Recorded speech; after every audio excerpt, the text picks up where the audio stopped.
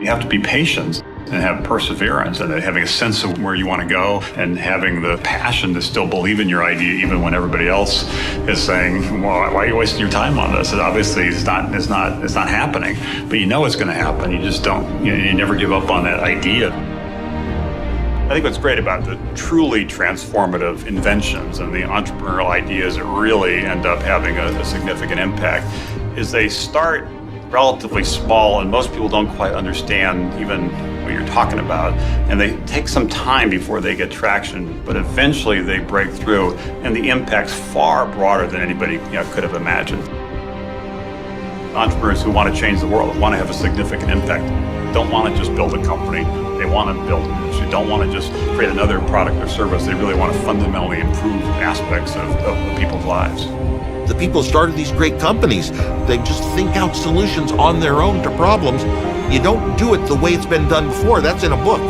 You go out and you try something new because you think that you'll be able to make it work.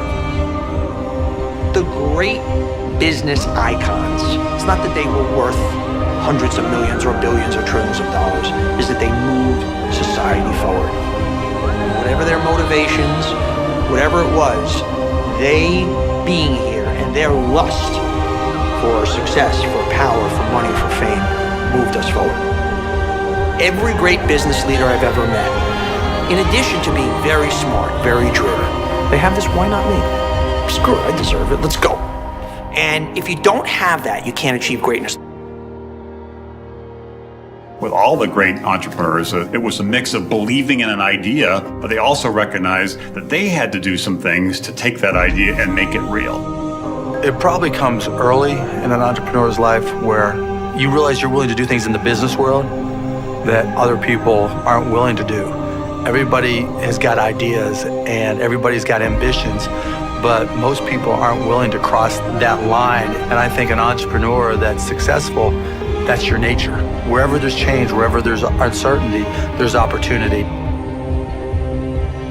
You have to be able to take risks. You can't have greatness in anything without putting it on the line, and otherwise everybody would have it. If there was no loss, if there was no chance of tremendous failure or tremendous setback, you can't have the upside. There is no success without risk-taking. And I think that is actually what distinguishes the captains of industry from others. You have to be smart, you have to have vision, you have to have all of these different things. But the most successful people are the people that had the right idea but never, ever quit or gave up. The people that really succeed in life are those that don't quit.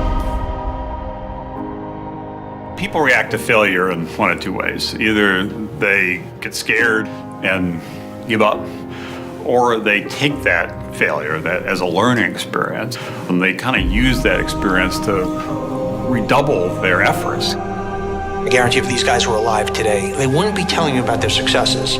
They'd be telling you about their early failures or the places they almost failed.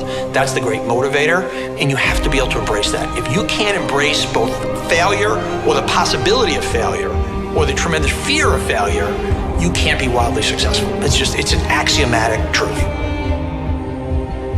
One striking thing about Carnegie, and this is true of the great entrepreneurs, they're willing to take risks. They're willing to roll the dice and bet, in later days, the whole corporation, or in this case, bet his career. Most people are too busy looking on the outside to really check what their barometers say inside. So as an entrepreneur, if you look inside, you'll find things that they all need that could become immensely popular if someone had the courage to promote it or to build it.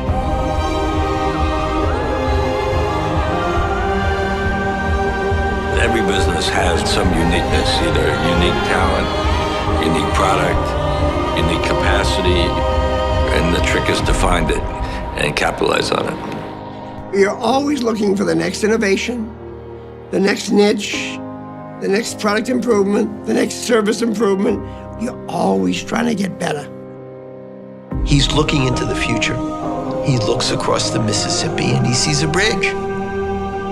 And he's able to see that future and then willing to have enough confidence in his vision to put everything he's got into it. and he's willing to convince others that he knows what that future is going to be. When it finally does break through, it is sort of gratifying because you're starting to see the reality of what you always believed, that the vision you had that someday the world would be different is starting to move in that direction. If you were in a well-run company, competing against other well-run companies, you're coming up with ideas to jump them. You're gonna be thinking, they might do this, I'm gonna do this. Business, in the end, is understanding the playing field. Tell me who's on it, what their strengths are, what their weaknesses are, and what is your checkmate play to top them and nail them. And so you're always in that competitive game. You're looking at innovation. You're looking at leapfrogging, trying to get ahead of them. You're never complacent.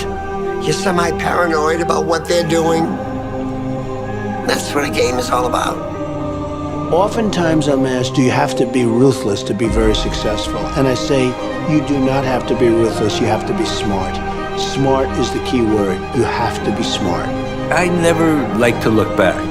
I'm a very forward-thinking person and a very positive-thinking person. And the transactions that I did or did not do, I very rarely have any remorse over a situation. I like to move on.